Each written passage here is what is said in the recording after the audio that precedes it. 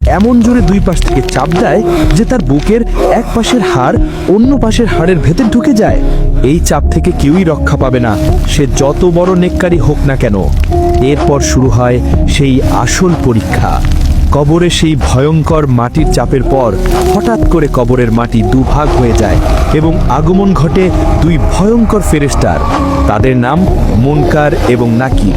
হাদিসের বর্ণনা অনুযায়ী তাদের দেখতে অত্যন্ত ভয়ঙ্কর।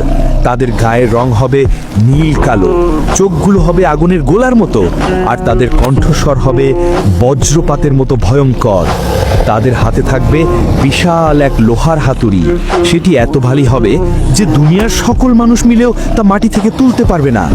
তারা কবরের সেই লোকটাকে বসিয়ে দেবেন এবং এক ভয়ঙ্কর ধমকের সুরে জিজ্ঞেস করা শুরু করবেন।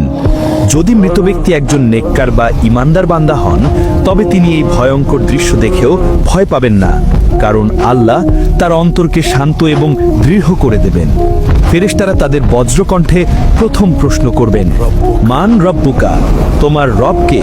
ইমানদার বান্দা কোনো ভয় না পেয়ে অত্যন্ত শান্ত এবং দৃঢ় কণ্ঠে উত্তর দেবেন, রব্বি আল্লাহ, আমার রব আল্লাহ। এরপর তারা দ্বিতীয় প্রশ্ন করবেন, ওয়ামা দিনুকা, তোমার ধর্ম কি? তিনি উত্তর দেবেন, দিন ইয়াল ইসলাম, আমার দিন হলো ইসলাম। সব শেষে তারা আমাদের প্রিয় নবী হযরত মুহাম্মদ সাল্লাল্লাহু আলাইহি ওয়াসাল্লামের দিকে ইশারা করে তৃতীয় প্রশ্নটি করবেন, ওয়ামা কুনতা তাকুলু ফি হাযার রাজুলু, এই ব্যক্তি সম্পর্কে তুমি কি বলতে? ইমানদার বান্দা উত্তরে বলবেন, হুয়া রাসূলুল্লাহ, তিনি আল্লাহর রাসূল। ফেরেশতারা আবার জিজ্ঞেস করবে, তুমি কিভাবে জানলে? সে উত্তরে বলবে, আমি আল্লাহর কিতাব পড়েছি, তার উপর ঈমান এনেছি এবং তাকে সত্য বলে জেনেছি। এই তিনটি প্রশ্নের সঠিক উত্তর দেওয়ার পর আসমান থেকে এক গায়েবী আওয়াজ আসবে, আমার বান্দা সত্য বলেছে, তার জন্য জান্নাতের একটি বিছানা বিছিয়ে দাও, তাকে জান্নাতের পোশাক পরিয়ে দাও এবং তার জন্য জান্নাতের একটি দরজা খুলে দাও। সাথে সাথেই তার কবরকে 70 হাত প্রশস্ত করে দেওয়া হবে এবং তার কবরটা জান্নাতের আলো আর সবুজে ভরে যাবে। জান্নাত থেকে তার কবরের মধ্যে সুগন্ধি বাতাস আসতে থাকবে। এরপর তার কাছে একজন অপরূপ সুন্দর চেহারার ব্যক্তি আসবেন, যার শরীর থেকে সুগন্ধ বেরোতে থাকবে। মৃত ব্যক্তি তাকে জিজ্ঞাসা করবেন, তুমি কে?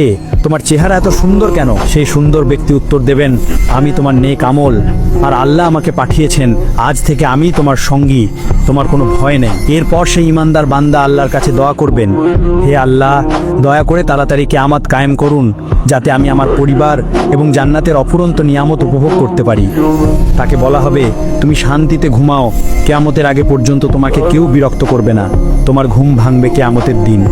আর এভাবেই কিয়ামত পর্যন্ত তার কবরটি হয়ে যাবে জান্নাতের বাগানগুলোর মধ্যে একটি।